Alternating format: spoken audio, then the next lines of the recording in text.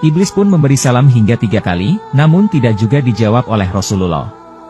Maka iblis berkata, "Ya Rasulullah, mengapa engkau tidak menjawab salamku? Bukankah salam itu sangat mulia di sisi Allah?" Maka Nabi pun menjawabnya dengan marah, "Hai Adullah seteru Allah, mengapa hanya kepadaku engkau menunjukkan kebaikanmu?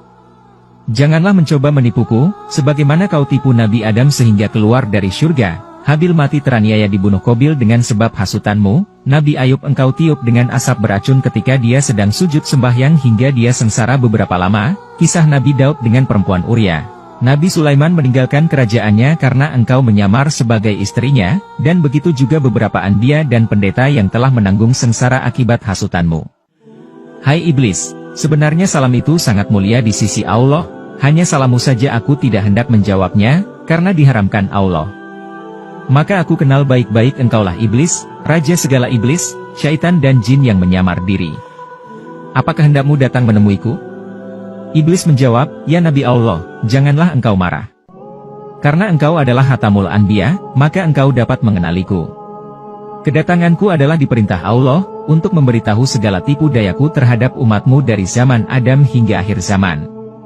Ya Nabi Allah, setiap apa yang engkau tanya, aku bersedia menerangkan satu persatu dengan sebenarnya, tiadalah aku berani menyembunyikannya." Maka iblis pun bersumpah menyebut nama Allah dan berkata, "Ya Rasulullah, sekiranya aku berdusta barang sepatah pun, niscaya hancur leburlah badanku menjadi abu." Ketika mendengar sumpah iblis itu, Nabi pun tersenyum dan berkata dalam hatinya, "Inilah satu peluangku untuk menyiasati segala perbuatannya, agar didengar oleh sekalian sahabat yang ada di majelis ini, dan menjadi perisai kepada seluruh umatku." Nabi bertanya, "Jika umatku membaca Al-Quran karena Allah, bagaimana perasaanmu?" Iblis menjawab, "Jika mereka membaca Al-Quran karena Allah, maka rasa terbakarlah tubuhku, putus-putus segala uratku, lalu aku lari daripadanya." Nabi bertanya, "Jika umatku mengerjakan haji karena Allah, bagaimana perasaanmu?" Iblis menjawab, "Binasalah diriku, gugurlah daging dan tulangku, karena mereka telah mencukupkan rukun Islamnya." Nabi bertanya, "Jika umatku berpuasa karena Allah, bagaimana keadaanmu?" Iblis menjawab, "Ya Rasulullah, inilah bencana yang paling besar bahayanya kepadaku. Apabila masuk awal bulan Ramadan, maka memancarlah cahaya arasy dan kursi, bahkan seluruh malaikat menyambut dengan sukacita. Bagi orang yang berpuasa, Allah akan mengampunkan segala dosa yang lalu, dan digantikan dengan pahala yang amat besar, serta tidak dicatatkan dosanya selama dia berpuasa.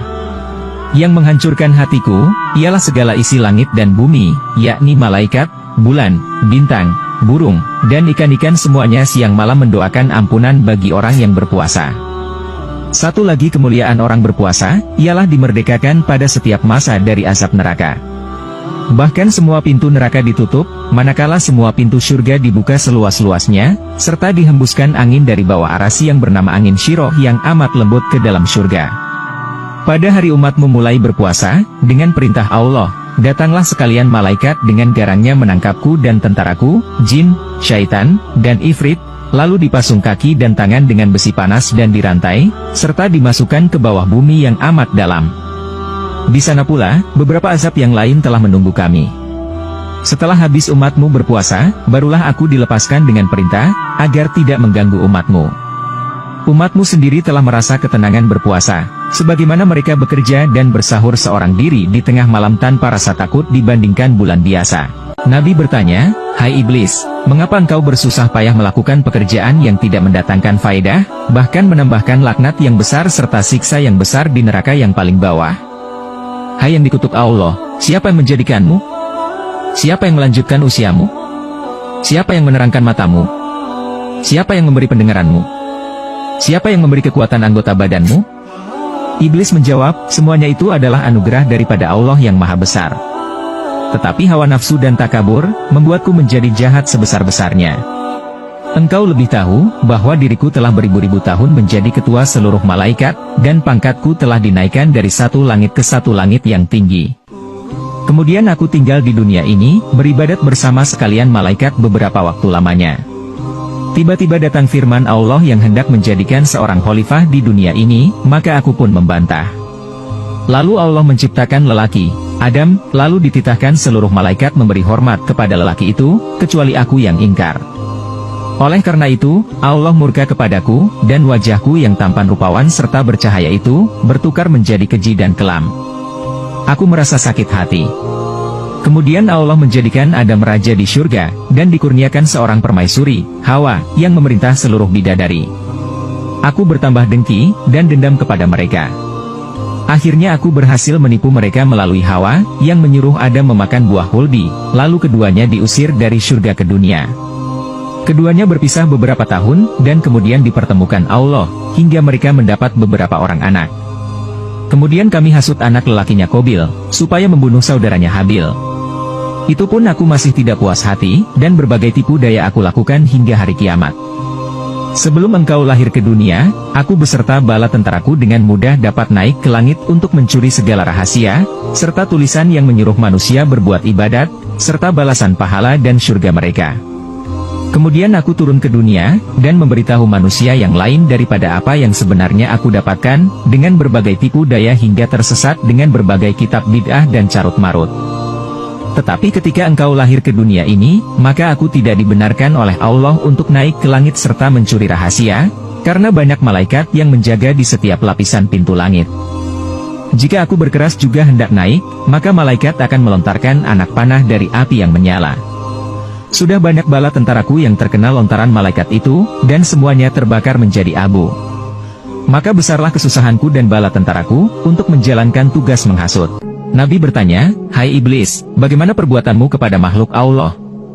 Iblis menjawab, "Adalah satu kemajuan bagi perempuan, yang merenggangkan kedua pahanya kepada lelaki yang bukan suaminya, hingga mengeluarkan benih yang salah sifatnya. Aku goda semua manusia supaya meninggalkan sholat, terbuai dengan makan minum, berbuat durhaka, aku lalaikan dengan harta benda daripada emas, perak dan permata, rumahnya, tanahnya, ladangnya, supaya hasilnya dibelanjakan ke jalan haram. Demikian juga ketika pesta yang bercampur antara lelaki dan perempuan. Di sana aku lepaskan sebesar-besar godaan, supaya hilang peraturan dan minum arak. Apabila terminum arak itu, maka hilanglah akal, pikiran, dan malunya.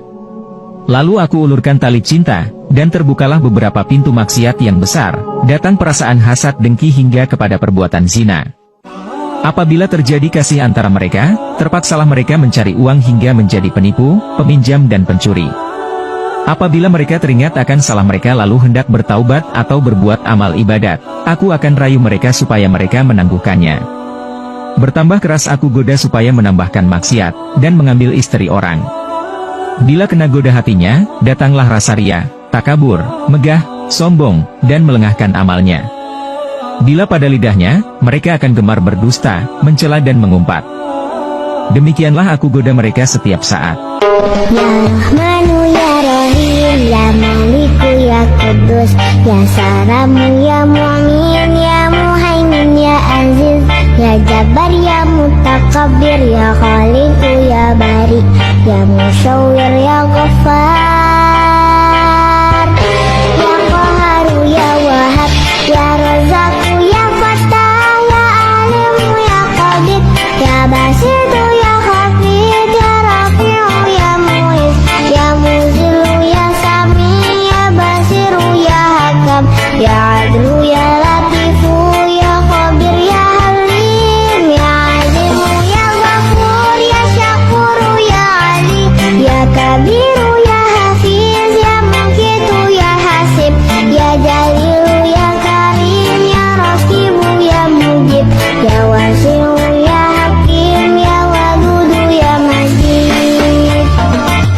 Ya Rahmanu ya Rahim, ya Maliku ya Kudus, ya Salamu ya Mu'min, ya Muhaimin ya Aziz, ya Jabbar ya Mutakabbir, ya Khaliqu ya Bari, ya Musyawwir ya Ghaffar, ya Qaharu ya Wahab, ya Razzaqu ya Fattah, ya Alimu ya Qadir, ya Basitu ya Hafid, ya Rafi'u ya Mu'iz, ya Muzilu ya Sami, ya Basiru ya Hakam, ya Adlu ya Latifu, ya Khabir ya Halim, ya Alimu ya Ghafur, ya Syakuru ya Ali, ya Kabiru